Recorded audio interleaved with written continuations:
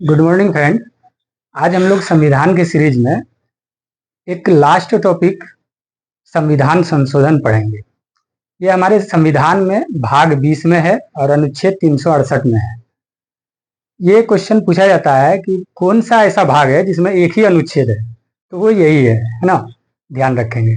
तो इसके अंतर्गत तीन तरह का प्रक्रिया है जिसके द्वारा संविधान संशोधन किया जाता है, उसको हम लोग देखेंगे। उसके अलावा जितने महत्वपूर्ण संशोधन हैं, जो कि आप देखेंगे कि 1950 में पहला संविधान संशोधन आता है, और अभी पिछले साल आपने देखा था कि 106वां संविधान संशोधन, जो कि महिलाओं के लिए 33% आरक्षण लोकसभा और राज्य के विधानसभा में किया गया है। तो इसके बीच में जितने भी महत्वपूर्ण संविधान संशोधन है जो एग्जाम में पूछे जाते हैं, वो सब हम लोग यहाँ पे डिस्कस करेंगे। तो इसका जो प्रक्रिया है, संविधान संशोधन का प्रक्रिया, जो कि अनुच्छेद 368 के तहत होता है, ये जो लिया गया है ये दक्षिण अफ्रीका के संविधान से लिया गया है, ये भी याद रखेंगे। इसके तहत तीन तरह से जो संशोधन की प्रक्रिया है वो है साधारण बहुमत के द्वारा, 2/3 बहुमत के द्वारा, और 2/3 बहुमत और आधे राज्य की स्वीकृति द्वारा। तो अब इसके अंदर क्या क्या होता है इसको भी जान लेते हैं। साधारण बहुमत में क्या होता है, जैसे हम लोग जानते हैं कि हमारे लोकसभा में 543 सीट है, तो उस 543 सीट में से आधा और +1 है ना, यानी आधा से ज्यादा, ये हो जाएगा साधारण बहुमत। अगर वहीं पे 2/3 बहुमत की बात होती है तो उसमें क्या होता है कि जो सदन में वोट देने वाले जितने भी सांसद होते हैं, उसका 2/3 बहुमत इसके पक्ष में होना जरूरी होता है, और जो टोटल सदस्य है उसका बहुमत भी होना जरूरी होता है। जैसे कि 543 अगर सीट है तो बहुमत के लिए 272 सीट चाहिए, और वहीं पे अगर आप 2/3 बहुमत या फिर विशेष बहुमत की बात करते हैं तो उसमें 2/3 हो जाएगा, उसको भी आप कैलकुलेट कर सकते हैं।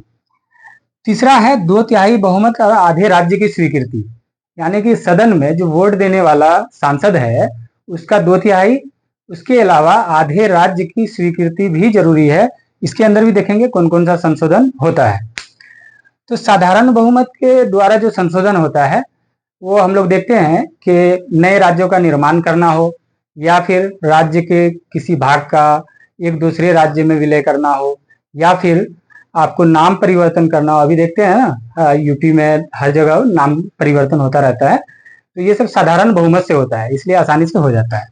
अब 2/3 बहुमत के द्वारा, जैसे कि ऐसा संविधान संशोधन जिसमें राज्य को इफेक्ट करता हो, उसके अलावा जो कि किसी न किसी तरह राष्ट्रपति के निर्वाचन, संविधान प्रक्रिया, ये सब में बदलाव करता हो, ऐसा जो संशोधन होगा वो आपको विशेष बहुमत के द्वारा होता है।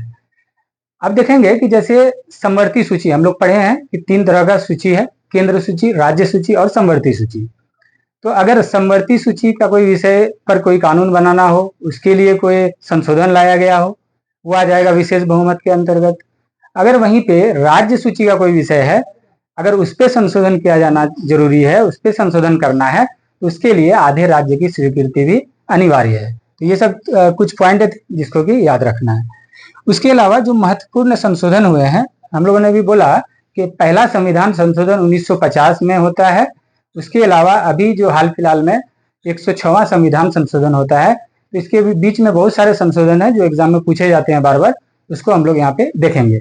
तो पहला संविधान जो है संशोधन, जो कि 1950 में हुआ था, उसमें क्या हुआ कि 9वीं अनुसूची को जोड़ा गया, और ताकि जो न्यायालय में है इसको चुनौती नहीं दिया जा सके। इसमें क्या होता था कि अब सरकार को कहीं पे रोड बनाना है, कोई भवन बनाना है सरकारी, तो वो किसी न किसी का तो जमीन होगा, है ना, किसी न किसी का संपत्ति होगा, तो वो क्या करता था कि न्यायालय में इस मामले को लेकर पहुंच जाता था। तो इससे निपटने के लिए ये 9वां जो है कि अनुसूची हमारे संविधान में जोड़ा गया, ताकि न्यायालय में ऐसे मामलों को चुनौती नहीं दी जा सके। ये जरूरी भी था उस टाइम में, इसलिए किया गया पहला संविधान संशोधन। आप जानते हैं कि 26 जनवरी 1950 में हमारा संविधान लागू होता है, और उसी वर्ष पहला संविधान संशोधन हो जाता है। उसके बाद 7वां संविधान संशोधन देखेंगे हम लोग। इसमें राज्य पुनर्गठन आयोग की सिफारिश, जो कि फजल अली आयोग पढ़ते हैं हम लोग, तो उसको लागू करने के लिए ये 7वां संविधान संशोधन किया गया था, जिसमें आप लोग देखते हैं कि भाषाई आधार पे जो पहला राज्य बनता है आंध्र प्रदेश, वो सब इसी के संशोधन के द्वारा हुआ। अगला 12वां संविधान संशोधन 1962।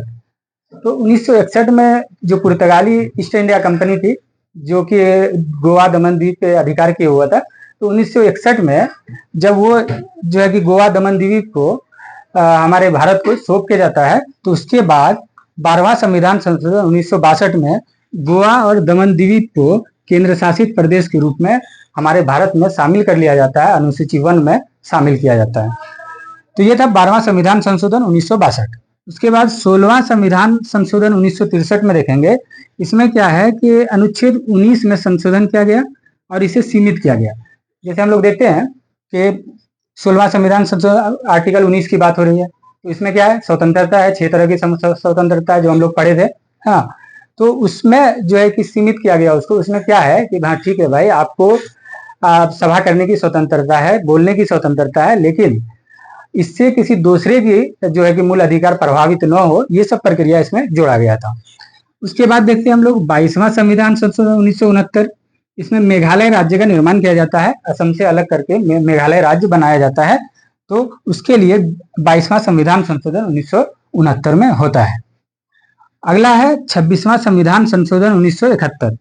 इसके द्वारा जो भारतीय रियासत था उस टाइम में, उसके प्रीवी पर्स और विशेषाधिकार को समाप्त कर दिया जाता है। और फिर 36वां संविधान संशोधन 1975 में सिक्किम को पूर्ण राज्य का दर्जा दिया जाता है। तो इसके बारे में आप एक बात और जान लीजिए कि 36वां संविधान संशोधन से पहले 35वां संविधान संशोधन हुआ था, इसका भी मामला सिक्किम से ही रिलेटेड है कि सिक्किम को भारत में शामिल किया जाए। और फिर 36वां संविधान संशोधन 1975 के द्वारा सिक्किम को पूर्ण राज्य का दर्जा दिया गया। ये क्वेश्चन जो है कि बिहार दरोगा बहुत फेवरेट क्वेश्चन है, कई बार पूछा जा चुका है, इसको याद रखेंगे। 42वां संविधान संशोधन 1976, ये बहुत ही इंपॉर्टेंट है। बीपीएससी, दरोगा, बिहार पुलिस सभी में इससे क्वेश्चन पूछा जा चुका है। और इसमें इतना ज्यादा संशोधन किया गया, इसको मिनी संविधान कहा जाने लगा। इंदिरा गांधी की सरकार थी उस टाइम में, 42वां संविधान संशोधन 1976 लाया गया था। इसके द्वारा बहुत सारे महत्वपूर्ण चेंजेस किए गए, बहुत सारे संशोधन किए गए, जिसमें आप देखते हैं कि सवर्ण सिंह समिति के सिफारिश पर मूल कर्तव्य को हमारे संविधान में जो है कि शामिल किया गया। उसके अलावा देखेंगे आप, जो मूल अधिकार में बहुत सारे चेंजेस किए गए हैं, नीति निर्देशक तत्व में चेंजेस किए गए हैं, जो कि हम लोग उसमें पढ़ चुके हैं। अगर आपने नहीं देखा तो वो सब वीडियो को प्ले लिस्ट में जाकर देख सकते हैं। तो ये सारे परिवर्तन, ये सारे संशोधन किए गए 42वां संविधान संशोधन 1976 के द्वारा।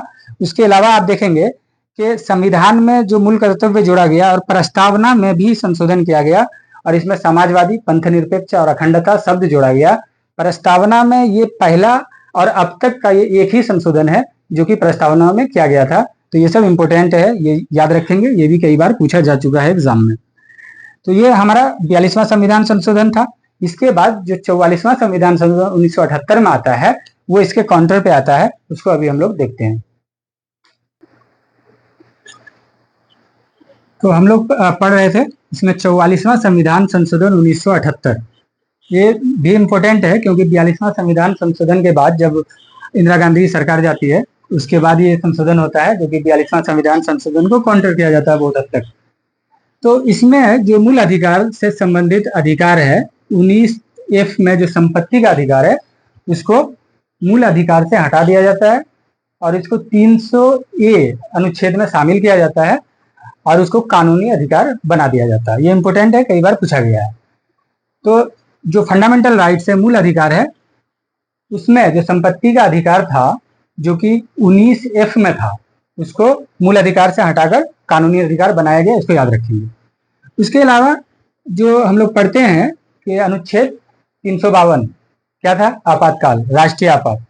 तो उसमें जो इंदिरा गांधी सरकार जो आपात लगाई थी, उस टाइम में क्या प्रावधान था कि अगर देश के अंदर कहीं कोई विद्रोह होता है तो उस स्थिति में भी जो है कि आपातकाल लगाया जा सकता है, और उसी को आधार बनाकर इंदिरा गांधी ने आपात की घोषणा की थी।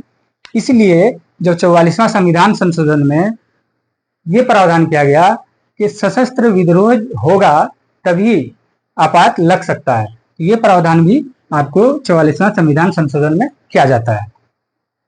उसके अलावा अनुच्छेद 21-22 को अधिक पावरफुल बनाया जाता है, है ना। जब आप देखते हैं कि अनुच्छेद 21 में और अनुच्छेद 22 में क्या है, हम लोग मूल अधिकार में पढ़ भी चुके हैं। उसके अलावा लोकसभा और विधानसभा का जो कार्यकाल है इसको 6 वर्ष से घटाकर 5 वर्ष किया जाता है। 42वां संविधान संशोधन में क्या किया गया था, तो लोकसभा और विधानसभा का जो कार्यकाल था वो आपको 5 वर्ष ही था, लेकिन उसको बढ़ा के 6 वर्ष किया गया। और 44वां संविधान संशोधन में इस 6 वर्ष को घटाकर फिर से 5 वर्ष कर दिया गया, जो कि अभी तक हम लोग देखते हैं कि लोकसभा और विधानसभा का कार्यकाल 5 वर्ष का होता है। तो ये सब संशोधन 42वां संविधान संशोधन के बाद जो 44वां संविधान संशोधन आता है उसमें किया जाता है। उसके बाद एक वेरी वेरी इंपॉर्टेंट है, बिहार दरोगा का फेवरेट है, ये बार बार पूछा जाता है, 52वां संविधान संशोधन 1985। तो 52वां संविधान संशोधन 1985 में क्या किया जाता है कि 10वीं अनुसूची जोड़ा गया और जो दल बदल का प्रावधान था उसको शामिल किया गया। होता क्या था कि आया राम गया राम का कहानी सुने होंगे आप लोग, है ना। तो उसमें क्या था कि वो 1 महीना के अंदर ही 3-4 बार पार्टी बदल चुके थे। ये सब परेशानी को देखते हुए ये संशोधन लाया गया था और इसमें यह प्रावधान किया गया कि जो जिस पार्टी से जीतता है वो उसी पार्टी में रहेगा, दूसरा पार्टी में नहीं जा सकता है। उसमें एक शर्त है दूसरा पार्टी में जाने के लिए कि आपके पार्टी का कम से कम 2/3 सदस्य अगर दूसरे पार्टी में शामिल हो जाता है तो फिर ये मान्य हो जाता है। तो ये सब प्रक्रिया शामिल किया गया था 52वां संविधान संशोधन 1985 में। इसमें याद रखेंगे 10वां अनुसूची जोड़ा गया और दल बदल का प्रावधान किया गया है। उसके बाद है 55वां संविधान संशोधन 1986। इसमें अरुणाचल प्रदेश को राज्य का दर्जा दिया जाता है 1986 में, इसको भी याद रखेंगे। उसके बाद है 61वां संविधान संशोधन 1989। ये भी वेरी वेरी इंपॉर्टेंट है। इसमें मतदान की आयु 21 वर्ष से घटाकर 18 वर्ष कर दिया गया। पहले क्या था कि मतदान की आयु 21 वर्ष था और अभी जो हम लोग देखते हैं कि मतदान की आयु 18 वर्ष है। तो ये इसी संशोधन के द्वारा 61वां संविधान संशोधन 1989 के द्वारा किया गया। मतदान की आयु 21 वर्ष से घटाकर 18 वर्ष किया गया। उसके बाद 69वां संविधान संशोधन 1991। ये भी क्वेश्चन कई बार पूछा गया है। 69वां संविधान संशोधन 1991 के तहत दिल्ली को जो है कि राजधानी बनाया गया और दिल्ली में विधानसभा का गठन किया गया। ये सब किया गया 69वां संविधान संशोधन 1991 में। दिल्ली को राजधानी बनाया गया और विधानसभा का गठन किया गया दिल्ली के अंदर। 73वां संविधान संशोधन 1993। इसमें 11वीं अनुसूची जोड़ा गया और पंचायत को संवैधानिक जो है कि अधिकार प्रदान किया गया और पंचायत का गठन किया गया। ये 11वां अनुसूची जोड़ा गया, ये भी याद रखेंगे। 73वां संविधान संशोधन 1993। उसके बाद 74वां संविधान संशोधन 1993 आता है। इसमें क्या है कि 12वीं अनुसूची जोड़ा जाता है और नगर निकाय को संवैधानिक दर्जा दिया जाता है। उसके बाद है 74वां, हम लोग देख लिए, इसमें 12वीं अनुसूची जोड़ा गया और नगर निकाय को संवैधानिक अधिकार दिया गया। फिर है 83वां संविधान संशोधन 2000 ईस्वी। इसमें क्या होता है कि पंचायती राज में एससी के लिए जो आरक्षण का प्रावधान किया गया था वह अरुणाचल प्रदेश में लागू नहीं होगा, क्योंकि अरुणाचल प्रदेश में एससी था ही नहीं, है ही नहीं। इसी कारण से इस प्रावधान को वहां पे लागू नहीं किया गया। ये प्रावधान किया गया 83वां संविधान संशोधन 2000 ईस्वी में। उसके बाद है 85वां संविधान संशोधन 2001। तो ये 85वां संविधान संशोधन 2001 में क्या किया गया कि एससी एसटी अनुसूचित जाति और अनुसूचित जनजाति के जो जॉब में पदोन्नति होता है तो उसको उसमें आरक्षण दिए जाने का प्रावधान किया गया। कि पदोन्नति में क्या होता था कि जैसे हम लोग देखते हैं ना, प्रमोशन होता है। अगर कोई जो है कि एसआई है तो उसको डीवाईएसपी में प्रमोशन होता है। तो ये सब में एससी एसटी जाति के भी पदोन्नति में आरक्षण दिया गया। उसके बाद 86वां संविधान संशोधन, ये भी बहुत इंपॉर्टेंट है, याद रखेंगे। 86वां संविधान संशोधन 2002। इसके द्वारा अनुच्छेद 21A जोड़ा गया और 21A में हम लोग मूल अधिकार में पढ़े थे क्या है, तो 6 से 14 वर्ष के बच्चों को लिए शिक्षा का अधिकार, और ये इसको मूल अधिकार बनाया गया और अनुच्छेद 21A में जोड़ा गया और 6 वर्ष से 14 वर्ष के बच्चों को शिक्षा का अधिकार दिया गया। तो ये कुछ इंपोर्टेंट आर्टिकल जो है कि संविधान संशोधन थे जो कि एग्जाम में पूछा जाता है, इसको याद रखेंगे। तो अगला है 89वां संविधान संशोधन 2003। इसमें क्या होता है कि इससे पहले एससी और एसटी आयोग एक ही हुआ करता था। 89वां संविधान संशोधन 2003 में एसटी आयोग को यानी अनुसूचित जनजाति आयोग को अलग करके स्थापित किया गया और फिर 2003 से जो है कि अनुसूचित जाति के लिए और जनजाति के लिए दोनों के लिए अलग अलग आयोग का गठन होता है, जो कि 2004 से प्रभाव में आता है। अगला है 91वां संविधान संशोधन 2003। इसमें क्या किया जाता है कि मंत्रियों की संख्या 15% निश्चित की जाती है। क्या होता था कि अभी भी आप देखते हैं ना, चाहे वो विधानसभा हो कि लोकसभा हो, सभी जो पदाधिकारी हैं जितने भी चुन के आए हैं सब चाहते हैं मंत्री बनना। तो इस वजह से ये संशोधन लाया गया ताकि मंत्रियों की संख्या 15% सुनिश्चित की जाए, उससे ज़्यादा नहीं होना चाहिए और कम से कम 12 होना चाहिए। ऐसा भी नहीं हो कि 12 से ही कम हो मंत्री, तो मंत्री की संख्या मिनिमम 12 होना चाहिए और अधिकतम जो है कि 15% होना चाहिए, उस विधानसभा के 15%। अगला है 92वां संविधान संशोधन 2003। इसमें क्या है कि जो हमारा 8वां अनुसूची है जो भाषा से संबंधित है, इसमें 22 भाषा है, उस 8वीं अनुसूची में बोडो, डोगरी, मैथिली और संथाली भाषा को जोड़ा गया। इसको BDMS शॉर्ट में याद रख सकते हैं, ये कई बार दरोगा और जो है कि बिहार पुलिस BPSC में पूछा जा चुका है। अगला है 94वां संविधान संशोधन 2006। बिहार में एक जनजाति कल्याण मंत्री का प्रावधान किया गया। इस टाइम तक क्या था कि बिहार में जो है कि जनजाति कल्याण मंत्री नहीं हुआ करता था, तो ये प्रावधान 94वां संविधान संशोधन 2006 में किया गया और बिहार में एक जनजाति कल्याण मंत्री का प्रावधान किया गया। अगला है 97वां संविधान संशोधन 2011। इसमें क्या है कि भाग 9B जोड़ा जाता है और सहकारी समिति का गठन किया जाता है। जैसे हम लोग पढ़े थे, भाग 9 में पंचायत है, भाग 9A में आपको नगर निकाय है, तो भाग 9B में ये सहकारी समिति शामिल होता है और ये इसमें सहकारी समिति को जो है कि संवैधानिक दर्जा दिया जाता है। अगला है 99वां संविधान संशोधन 2014। इसमें राष्ट्रीय न्यायिक नियुक्ति आयोग की स्थापना की जाती है। ये क्या होता है कि जैसे हाई कोर्ट, सुप्रीम कोर्ट में जो जजों की नियुक्ति होती है उसका प्रावधान यहाँ पे किया जाता है। इसके लिए एक आयोग बनाया जाता है जो हाई कोर्ट और सुप्रीम कोर्ट में नियुक्ति के लिए सिफारिश राष्ट्रपति को करता है। लेकिन ये 2014 में बना और अगले ही साल इसको सुप्रीम कोर्ट खारिज कर देती है, समाप्त कर देती है, ये कह के कि ये संविधान के मूल ढांचे का जो है कि विरोध करता है, मूल ढांचे को परिवर्तित करता है, इसलिए इसको हटा दिया गया सुप्रीम कोर्ट द्वारा। और अभी जो जजों की नियुक्ति होती है कोलेजियम सिस्टम से होती है, आप लोग भी जानते हैं। अगला है 100वां संविधान संशोधन 2015। इसमें भारत और बांग्लादेश के बीच भूमि का हस्तांतरण हुआ और फिर 101वां संविधान संशोधन 2016, जो कि आप लोगों को भी पता ही होगा, GST लागू किया गया था, तो ये 2016 में लागू किया गया था। अगला है 102वां संविधान संशोधन 2018। इसमें OBC आयोग का गठन किया जाता है। कब किया जाता है? 102वां संविधान संशोधन 2018 में OBC आयोग का गठन किया जाता है, इसको याद रखेंगे। 103वां संविधान संशोधन 2019।